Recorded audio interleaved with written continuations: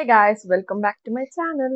Actually ఈ video చాలా రోజుల క్రితం రావాలి, బట్ షూట్ చేశాను, తర్వాత డిలీట్ కూడా చేసేసాను. ఇప్పుడు నేను షూట్ చేసి అప్లోడ్ చేద్దాం అనుకుంటున్నాను. So let's begin. మీరు ఆల్రెడీ thumbnail లో చూసుంటారు. ఏంటి అంటే ఇది హనుమాన్ సంకల్పం అన్నమాట.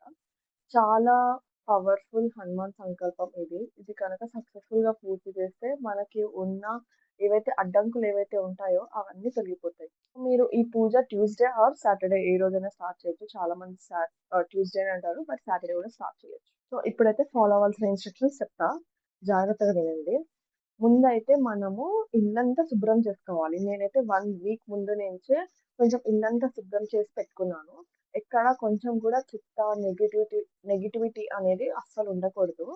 సో అలా అన్నమాట. సో ఇల్లంతా మంచిగా శుభ్రం చేసుకోవాలి. సెకండ్ థింగ్, పూజ చేసేటప్పుడు మనము చాలా నిష్టగా ఉండాలి. అండ్ ఎవరి చెడు గురించి మాత్రం అస్సలు కోరుకోకూడదు. మీ బెటర్మెంట్ కోసం, మీలో ఉన్న చేంజ్ కోసం, ఆరెల్స్ మీకు అడ్డంగా నిలిచిపోయిన ఏవైతే ఇబ్బందులు ఏవైతే ఉంటాయో అవి తొలగించుకోవడానికి కోసం, మీకు పీస్ కోసం, ఆరెల్స్ మీ లైఫ్లో ఫేస్ చేస్తున్న ఛాలెంజెస్, చాలా డిఫికల్టీ ఛాలెంజెస్, అరే ఎంత మంచి పని చేస్తున్నా, అరే ఎందుకు ఇట్లా ఆగిపోతుంది అని ఉంటాయి చూసారా? అలాంటివి మాత్రమే మనము ఆహ్, కోరుకోవాలి. అండ్ అలాంటి వాటి కోసమే మనము పూజ చేయాలి. నిష్టగా ఉండాలి బేసిక్‌గా అయితే. సో, ఎవ్వరి చెడు గురించి మనం అస్సలు కోరుకోకూడదు. థర్డ్ థింగ్ ఏంటి అనంటే ఫాలో అవ్వాల్సిన ఇన్‌స్ట్రక్షన్స్. సో, బ్యాడ్ హ్యాబిట్స్ మానేయాలి. ఏవేవైతే సిగరెట్, మందు, ఇంకొకటి ఏంటి అనంటే ఇప్పుడు ఈ 11 డేస్ మనము నాన్ వెజ్, ఆనియన్, గార్లిక్ ఇవి అస్సలు టచ్ చేయండి. మానేయండి అసలు. సో ఈ 11 డేస్ పూర్తయ్యాక మీ బ్యాడ్ హ్యాబిట్స్ ఏవైతే ఉంటాయో అవి కంప్లీట్‌గా మీరు మర్చిపోతారు. సో, అలా ఉంటుందనమాట ఈ సంకల్పం అనేది. అసలు దాంట్లో మనం చాలా ఇన్వాల్వ్ అయిపోతామనమాట. So, yeah! ఫోర్త్ థింగ్ ఏంటంటే మనము అబద్ధం చెప్పకూడదు. గొడవల్లోకెళ్ళకూడదు. ఎంత గొడవైనా సరే, ఎంత పెద్ద మనకి డిస్టర్బెన్సెస్ వచ్చినా, ఎవరైనా మనల్ని ప్రొవోక్ చేస్తున్నా అసలెళ్ళకండి. నెక్స్ట్ అబద్ధం చెప్పకూడదు అస్సలు. సో, ఇదైతే. నెక్స్ట్ మనము ఈ 11 డేస్ మనం నేలపైన పడుకోవాలి. చాప వేసుకొని ఆర్ ఎల్స్ మనము నేల పైన అలా పడుకోవాలనమాట. ఇప్పుడు మనం పూజా విధానం మాట్లాడుకుందాం. పూజ ఎలా స్టార్ట్ చేయాలి అనంటే, మనము పొద్దున్న బ్రహ్మముహూర్తంలో లేవాలి. బ్రహ్మముహూర్తం అంటే ఏంటంటే, సన్‌రైజ్‌కి 1 అవర్ ముందనమాట. సో, మంచిగా తలస్నానం చేయండి. చక్కగా పీస్‌ఫుల్ కలర్స్ వేసుకోండి. లైక్ వైట్, యెల్లో, ఆరెంజ్ ఇలా లైట్ కలర్స్ వేసుకోండి. సో దట్ మనకి పీస్‌ఫుల్‌గా ఉంటుంది. నేనైతే ఆరెంజ్ కలర్ వేసుకున్నాను. So, yeah! తర్వాత మనం చేయాల్సింది ఏంటంటే ఇల్లు శుభ్రంగా పెట్టేసుకొని, ఇల్లంతా శుభ్రంగా మాప్ పెట్టేసి, తుడిచేసేసి అన్నీ చేసేసుకున్నాక దేవుడి గది కూడా అలానే మంచిగా చక్కగా అన్నీ సదురుకొని, చక్కగా ఫ్లవర్స్ అరేంజ్ చేసేసి, దేవుడి పటాలు అన్నీ తుడిచేసేసి, చక్కగా అన్నీ పెట్టుకోండి రెడీగా. తర్వాత మనము ఒక హనుమంతుడి విగ్రహం హనుమంతుడి ఫోటో ఒక పీట మీద అరేంజ్ చేసుకొని, దాని పక్కన కుండీలో ఒక నేతి దీపంతోని దీపం వెలిగించాలి. తర్వాత ఫ్లవర్స్ అన్నీ అరేంజ్ చేసేసుకున్నాక, తమలపాకులు తీసుకొని మనము కిటికీ మీద జై శ్రీరామ్ అని రాయాలి రోజు. నెక్స్ట్ మీరు కూర్చునేటప్పుడు ఎదర్ మ్యాట్ ఆర్ ఎల్స్ 4 అక్షింతలు కింద వేసుకొని దాని మీద కూర్చోవాలి. ఎందుకంటే మీ పూజా ఫలితం అంతా భూదేవి తీసేసుకుంటుంది అని అంటారు. సో, ఏదైనా కింద వేసుకొని కూర్చోండి.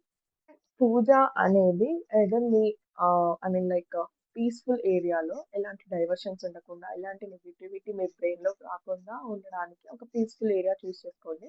నేనైతే మా దేవుడి గది చూస్ చేసుకున్నాను. ఆర్ ఎల్స్ దేవుడి గది ముందు ఆర్ ఎల్స్ అలా అయినా కూర్చొని చక్కగా నిష్టగా పూజ చేసుకోండి. So, yeah! ఇప్పుడు పటం అవన్నీ అరేంజ్ చేసేసాక మనం ఏం చేయాలి అనేదంటే ఫస్ట్ సంకల్పం చెప్పుకోవాలి. సంకల్పం అంటే కేశవాయ నమః, నారాయణ నమః, మాధవాయ నమః అని చెప్పేసుకొని, తర్వాత మనము ఆచమనం చేయాలి. అదే ఆచమనం, సంకల్పం అన్నీ చేసేసాక మనం ఏం చేయాలి అనంటే 11 టైమ్స్ హనుమాన్ చాలీసా చదవాలి.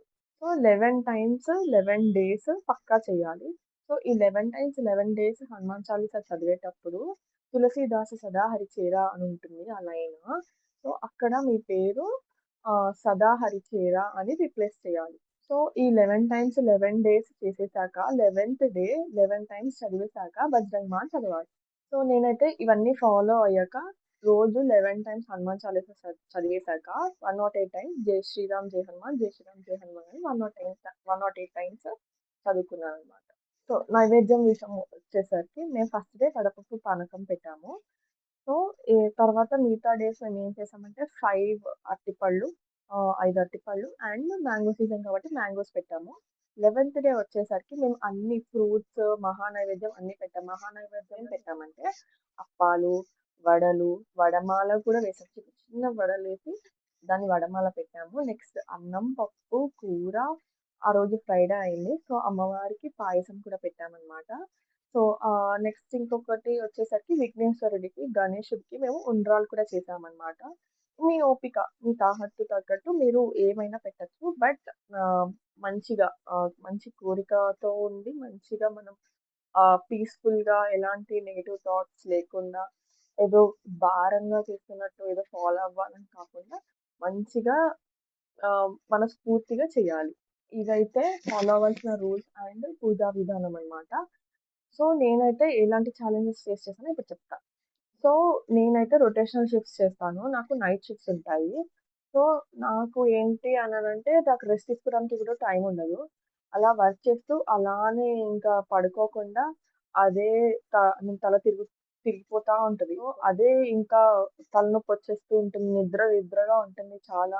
సో, అలానే ఇంకా ఐ మీన్ తప్పదు ఇంక మనం చెయ్యాలి. నిష్టగా చెయ్యాలి అని నేను ఒకటి చాలా బలంగా అనుకుని ఫ్రెష్ అయ్యి రోజు నిష్టగా పూజ చేసుకునేదాన్ని. నాకంతా సో, ఇవి కొంచెం డిస్టర్బెన్సెస్ వచ్చేది.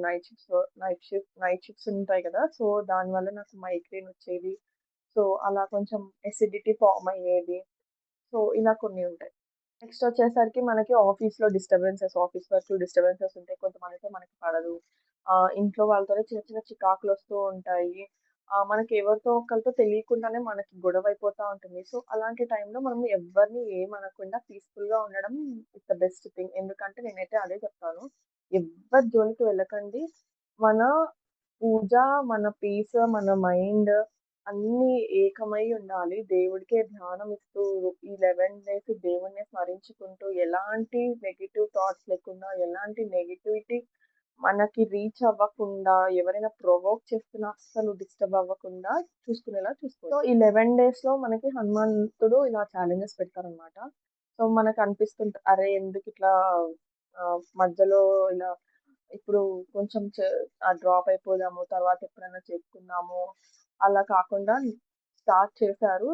సో, పూర్తి చెయ్యండి. కంప్లీట్ చెయ్యండి.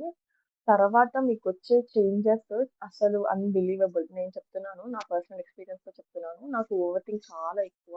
బట్ నేను దాన్ని ఎలా దాన్ని దాటానంటే ఐ కాంట్ టెల్ యూ. ఎందుకంటే నాకెప్పుడు ఓవర్ థింకింగ్ ఎక్కువ బ్రెయిన్‌లో ఏదో ఒకటి నడుస్తూ ఉంటుంది. బట్ ఈ 11 డేస్ తర్వాత నాకు హనుమంతుడు చాలా చాలా చాలా నా పక్కనే తోడుగా ఉన్నట్టు నాకు అనిపిస్తూ ఉంటుంది ఎప్పుడు. సో, ఇదనమాట. సో, 11థ్ డే ఒక మిరాకిల్ జరిగింది. అది మీతో షేర్ చేసుకుంటా. సో, నేనైతే సంకల్పం స్టార్ట్ చేసినప్పుడు పూజ అయిపోయాక మార్నింగ్ ఫస్ట్ డే గుడికెళ్ళాననమాట. గుడికెళ్ళి బాగా దండం పెట్టుకొని దేవుడికి దండం పెట్టుకున్నాననమాట. మంచిగా మొక్కుకున్నాను. తర్వాత 11థ్ డే వెళ్దామనుకున్నాను మళ్ళీ. తర్వాత ఏం జరిగింది 11థ్ డే సమ్ పర్సనల్ వర్క్ వల్ల బిజీ అయిపోయి నేను వెళ్ళలేకపోయాను. తర్వాత ఏం జరిగిందంటే మా కాలనీలో హనుమంతుడి టెంపుల్ కడదామని అనుకున్నారు. ఆ విషయం మాకు తెలీదు.